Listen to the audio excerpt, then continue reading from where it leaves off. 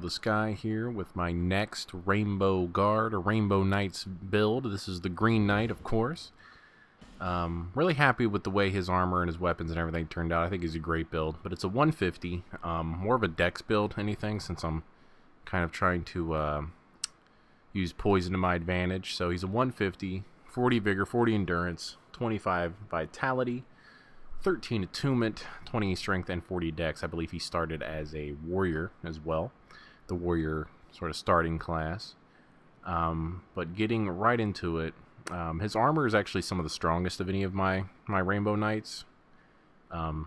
Most defense anyway. But so the weapons are, I use an arced sword plus 5. I've never used this weapon before, and I normally don't use the curved greatswords much. It's not very, very green, but I feel like the sort of rust and kind of wear and decay on it has a kind of greenish tint to it, so I thought it worked. I thought it made sense. Plus, again, it was just a weapon I never really used before, so I thought it was a good choice. And then, of course, we have the Poison Manslayer plus 5. It's a green blade, and even the little poison icon in the thumbnail there in the bottom left corner is green, which I love, but great weapon for the Green Knight. And then, so those are the two weapons, the two right-hand weapons I'm using. And then I'm using the Poison Old Knight Great Shield plus 10. I don't think I've ever seen anyone use this against me in a duel, but I think it's all right. And notice the 100% poison resist on it. So all those power stance poison spotted whips fighters on the bridge can go to hell. But it kind of has this sort of tribal thing going on. I wouldn't say which culture. Aztec, Mayan, Guatemalan, or Highland Guatemalan, I don't know. But, yeah, it looks pretty cool. You don't see it very often. And then, of course, for the armor, I'm going with the Old Knight Helm plus 10, which has that kind of, rusted green hue. Then the Sanctum Knight armor, which does require the DLC, the Sunken King. Then Sanctum Soldier Gauntlets, which, of course, even though they're green, they also improve your poison weapons, i.e. the Manslayer. So it worked out nice. Some good synergy there. And then the Old Knight Leggings plus 10 to wrap it all up. I do have the Clanthry Ring plus 2, which gives you the stamina boost, which I love, but also gives you the sort of green aura, which is great. Ring of Blades, I only have the plus 1, but, get your plus 2. The Royal Soldier's Ring, keep them under weight, and a third dragon. Again, the rings kind of missed out on the green, but for consumables, I have Dung Pies for Toxic, and then Common Fruit. Poison resist, but also gives you a nice, like, as you can see, a nice extra green aura to go with the stamina regen aura. And then for pyromancies, I'm using a Poison Mist and Toxic Mist.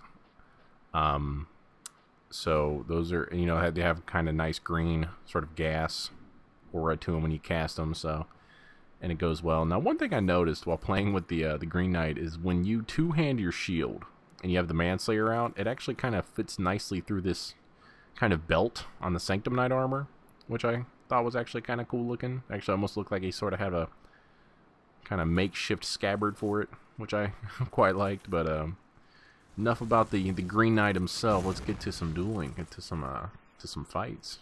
All right, guys, I hope you enjoy.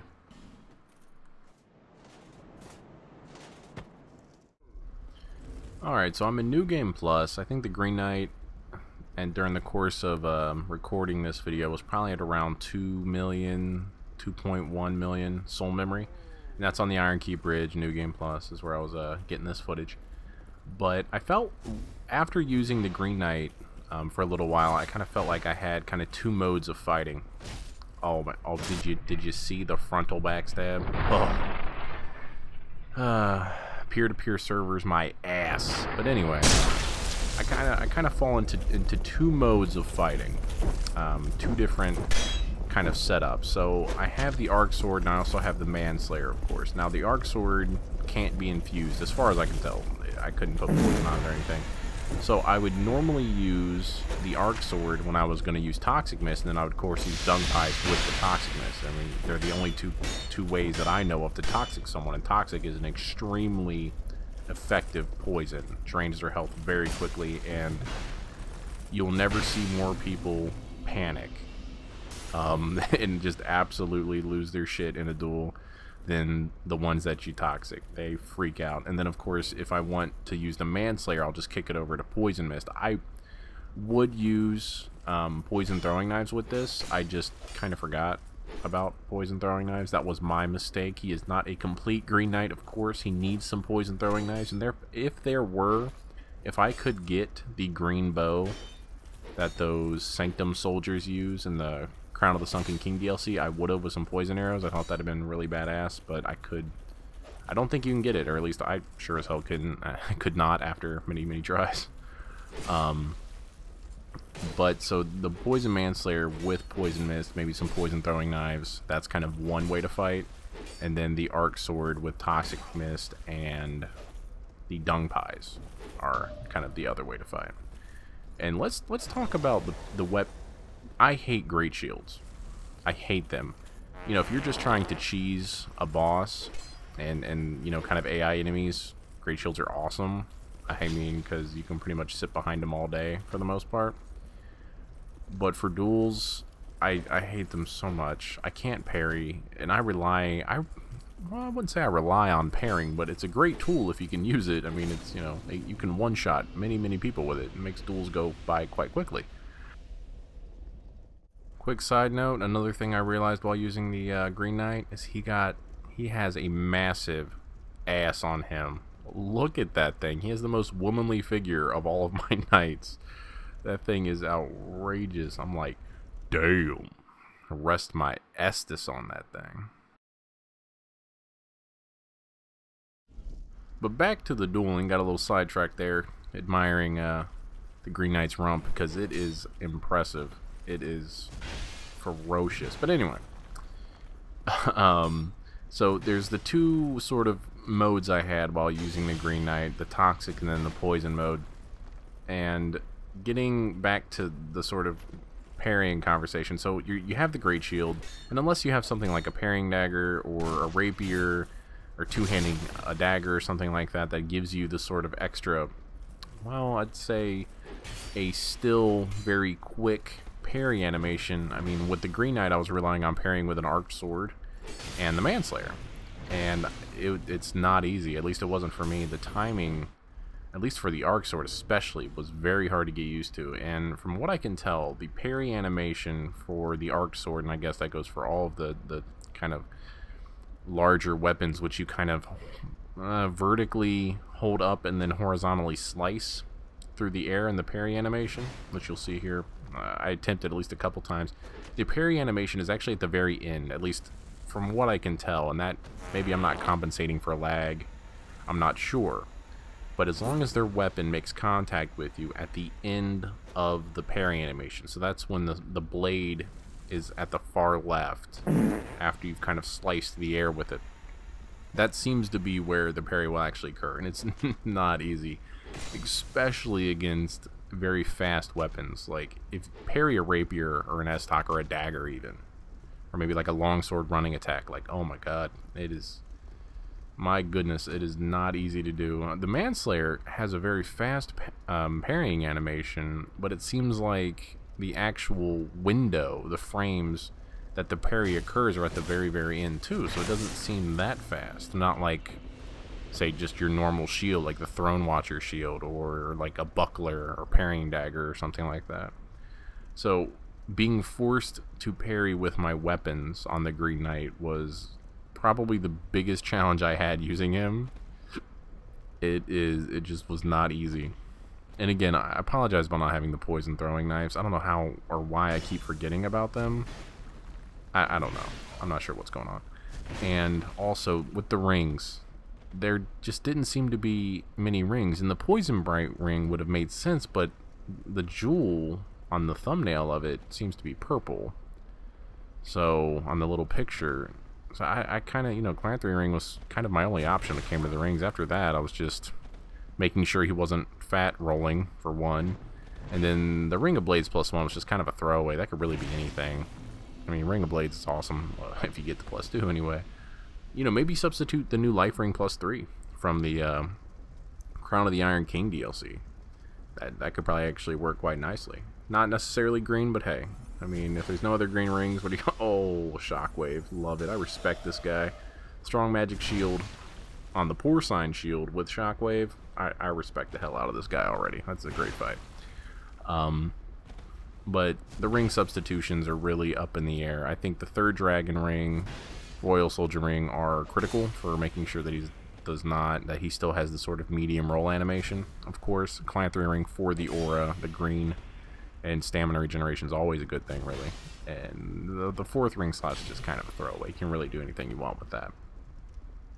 But his armor is actually quite nice. Most of my knights, their armors, when it comes to the physical defense aspect, kind of hover around the 500 to 600, and then a little bit lower in the sort of 200 and 300 range for some of them. But the Green Knight got up there to the 800s, which are like 750 to 800. So he's kind of one of the most heavily defensed of my knights, which I can definitely tell in some fights. You know, it's nice being able to take more than a couple hits. Now, the Great Shield and attacking with the Great Shield is something I tried to do, but the animation, whether you're one-handing it or two-handing it, is just so slow to me. It was not easy to hit anybody, and of course the range when attacking with a Great Shield isn't very far either, so you have that working against you. And I thought, you know, why not try to toxic miss somebody after you parry him? It doesn't seem to work all that well, but hey, I gave it an attempt. Alright, I was happy with the attempt. You see the Alone Knight sneaking up? Oh, Chauncey, you glorious bitch. How you gonna interrupt my fight? You glorious bastard. I love you, Chauncey. I didn't really need the help, but I appreciate it. So you came from Drangling to the Iron Keep? I can dig it. Love you, Chauncey. But he had a good sense of humor about it. And then, of course, we're doing some sort of Fight Club style stuff with the common fruit, which I don't. It seemed like every time I would fight someone with a Spotted Whip or a Manslayer or something like that, I would always seem to be out of common fruits. So, yeah, that was just my luck. And then every time I had plenty of them to use, I wouldn't fight against any poison people. And I tell you, getting the casting speed up for Poison and Toxic Mist, if you have the stats to spare, or maybe you take the build past 150, of course, which, hey, you know, go for it. I'm not one to stick at 150. If you want to go past it, I'm not going to judge you, that's for sure. I do most of the time. Well, at least on all these nights I have. I just look into getting the casting speed up.